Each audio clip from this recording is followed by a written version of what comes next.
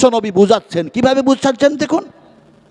আল্লাহর হাবিব বলেন, বিশ্বনবী রাহমাতুল লিল আলামিন সাইয়্যিদুল মুরসালিন যেন বলেন, যখন তোমরা আল্লাহর সামনে সিজদায় পড়ে দাও, এক আল্লাহর সামনে সিজদায় পড়ে গেছো, আর সিজদায় যখন পড়ে গেছো তখন আল্লাহ আর বান্দার মধ্যে কোনোই পর্দা থাকে না, ডাইরেক্ট একটা সম্পর্ক হয়ে যায়। এবার নবী এই কথা বললেন, আর দেখা যায় আল্লাহ সুবহানাহু তাআলা কি বলেন, ওয়াসজুদু ওয়াখতারিব, আল্লাহ পাক বলেন আমার সামনে সিজদায় পড়ে যা আর নিকটবর্তী হয়ে যা, আমার নিকটবর্তী হয়ে যাও, নিকট থেকে নিকটবর্তী হয়ে যাও। এখন আল্লাহর সামনে সিজদায় পড়ে নিকটবর্তী হলাম, আল্লাহ আর বান্দার মধ্যে কোনো পর্দা নাই, ডাইরেক্ট সম্পর্ক হয়ে গেল। এবার আমি সিজদায় পড়ে বলছিটা কি, সুবহানা রাব্বিয়াল আ'লা, সুবহানা রাব্বিয়াল আ'লা, সুবহানাকা আল্লাহুম্মা রাব্বানা ওয়া বিহামদিকা আল্লাহুম্মা ইগফিরলি। কি বললাম? সিজদায় পড়ে বলছি, হে আমার মুনিব, হে আমার মালিক, হে আমার স্রষ্টা, হে আমার খালিক, হে আমার আল্লাহ, তুমি সমস্ত ত্রুটি থেকে পবিত্র, তুমি সমস্ত আয়ুব থেকে পবিত্র, আর আমি তোমার গোলাম, তোমার সামনে সিজদায় পড়ে গিয়েছি। আমার গুনার শেষ নাই, আমার পাপের শেষ নাই, ভুলের শেষ নাই, ফলে তুমি আমাকে পাক করে দাও। আন্দাজ আর অনুমানে শুধু সুবহান রাব্বিয়াল আলা পড়লাম, বুঝলাম নেই। আমার ভাইরা, ওই সুবহান রাব্বিয়াল আলা পড়ে ইহকাল পরকাল কল্যাণ হতে পারে না। কথাটা বলতেছিলাম কি, না বুঝে আমরা যেটা করি সেটা ভুল হওয়ারই সম্ভাবনা বেশি থাকে। আমি এতক্ষণ পর্যন্ত আপনাদেরকে যে কথা বলতেছিলাম আমার কাছে সেই ইলম নেই। এখন আপনারা হচ্ছেন বুদ্ধিজীবী, জ্ঞানী, সম্মানিত ব্যক্তি। একটা প্রশ্ন করব, কবির রাত্রে জবাব দেবেন তো ইনশাআল্লাহ? বলুন ইনশাআল্লাহ। ইনশাআল্লাহ পড়ে না, একটু জোরে বলুন ইনশাআল্লাহ। লাভ কি হলো? লাভ কি হলো? হায় হায় হায়, আপনাদের এখানে যেদিন মারামারি হয় সেদিন আমি বক্তব্য রাখছিলাম ওই দাগে, কথা বোঝেনি, ওই দিকে বক্তব্য রাখছিলাম, আমার গাড়িটাও ভাঙতো নাকি আল্লাহ জানে, কঠিন অবস্থায়।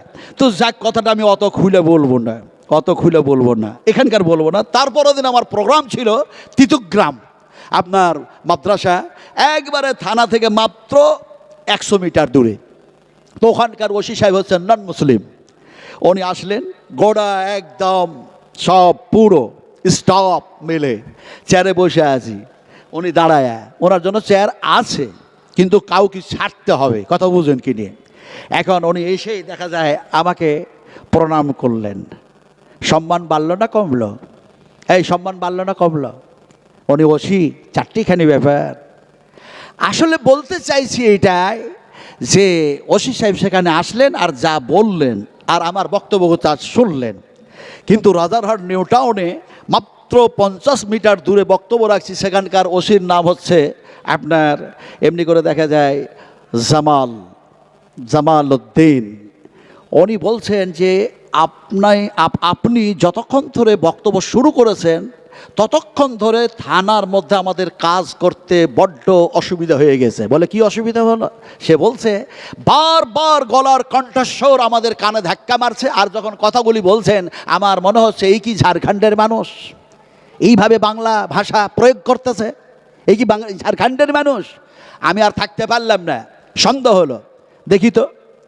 আসলো, এসে বলল যে আপনি বলছেন ইনশাআল্লাহ, এই শব্দটা, এই কথাটা যারা বলে নেবে তাদের যেন সামনকার কাজ যত জটিল আর কঠিন হোক সেটা আল্লাহ সহজ করে দেবে।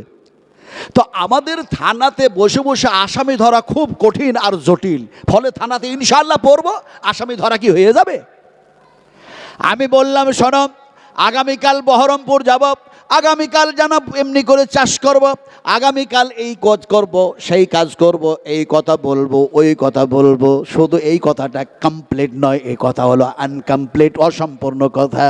রাসূল আকরাম সাল্লাল্লাহু আলাইহি ওয়াসাল্লাম বলেছেন ইনশাআল্লাহ লাগায় নাও, কাজ যদিও জটিল হয় আল্লাহ সেটা সহজ করে দেবেন। উনি বলছেন কেমনে সহজ হয় আমাকে বুঝাতে হবে। আমি ওনারে বুঝালাম, হাজারো দলিল আছে, একটা ছোট্ট করে দলিল দিই, শোনো। একটি মানুষকে হত্যা করলো, মানুষটা নিহত হয়ে গেল, মৃত্যুবরণ করলো।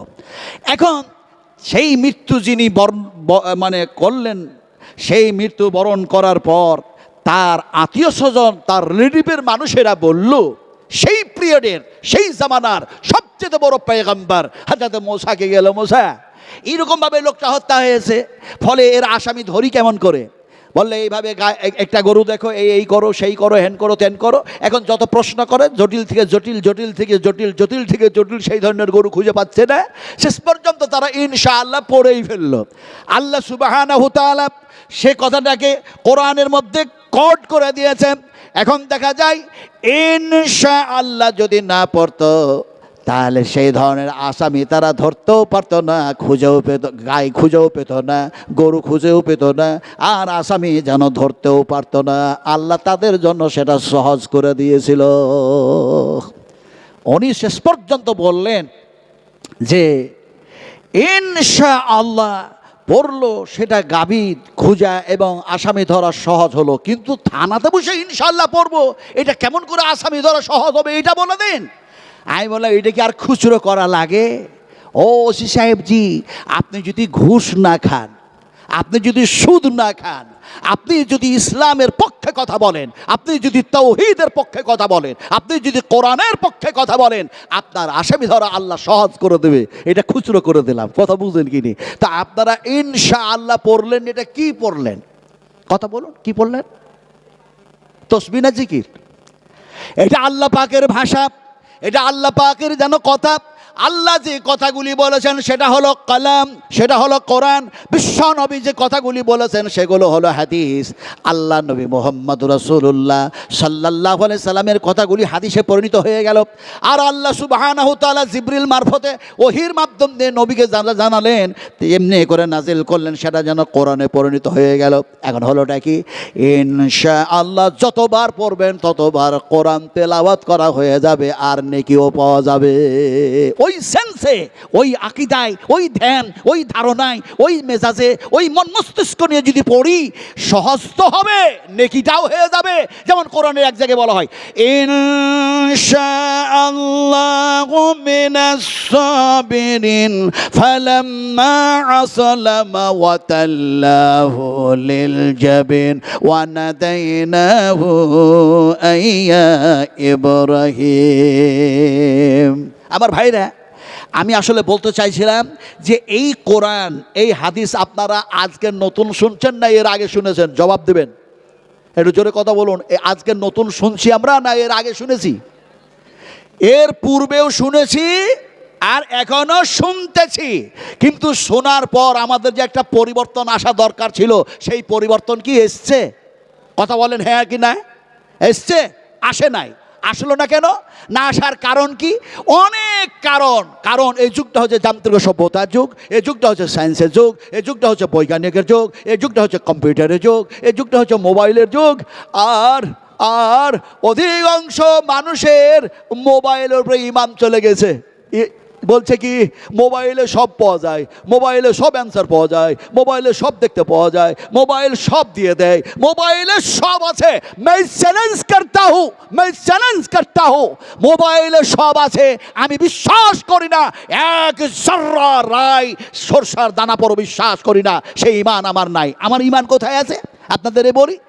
আজকে যারা বলছে যে মোবাইলে সব পাওয়া যায়, সব আছে, সব অ্যান্সার পাওয়া যাবে, তাহলে আমাকে মোবাইলে অ্যান্সার এক্ষুনি দেখায় দাও। কিয়ামতের মাঠে আল্লাহ আমার ডান হাতে আমলনামা দেবে না বাম হাতে আমলনামা দেবে, আমি এক্ষুনি দেখতে চাই। পারবে দেখাতে? যেহেতু পারবে না, সেহেতু 70,000 ইহুদি তারা দাজ্জালে পরিণত হবে। আর তারা মুসলমানদের ঈমান নষ্ট করার জন্য দেখা যায় এমনি করে যন্ত্র আবিষ্কার করে অত্যন্ত কৌশলের সঙ্গে ঈমান নষ্ট করার জন্য এই সব যন্ত্রগুলি তাদের হাতে তুলে দিবে। তাদের ঈমান কোরআনের উপরে থাকবে না। হবে কি? এখন আল্লাহ পাক বলছেন, আপনারা কি বিরক্ত হচ্ছেন নাকি? আমি এর চাইতে ভালো ওয়াজ জানি না। কোরআন নাই, ও ওয়াজের মূল্যই নাই। আমি যে ওয়াজ করছি, আপনারাকে জিজ্ঞাসা না করলেও আল্লাহ জিজ্ঞেস করবেন, মা ইয়ালফিদু মিন কওলিন ইল্লা লাদাইহি রাকীবুন আতীদ। যে কথাগুলি বলেছিলি সেই কথাগুলি কার বলেছিলি, কোথা থেকে বলেছিলি? বদমাশি আর দুষ্টামি কোথা থেকে বলেছিলি? এই প্রশ্ন যদি আমারে হয়, আমার বাঁচার উপায় থাকবে? কথা বলেন আপনি।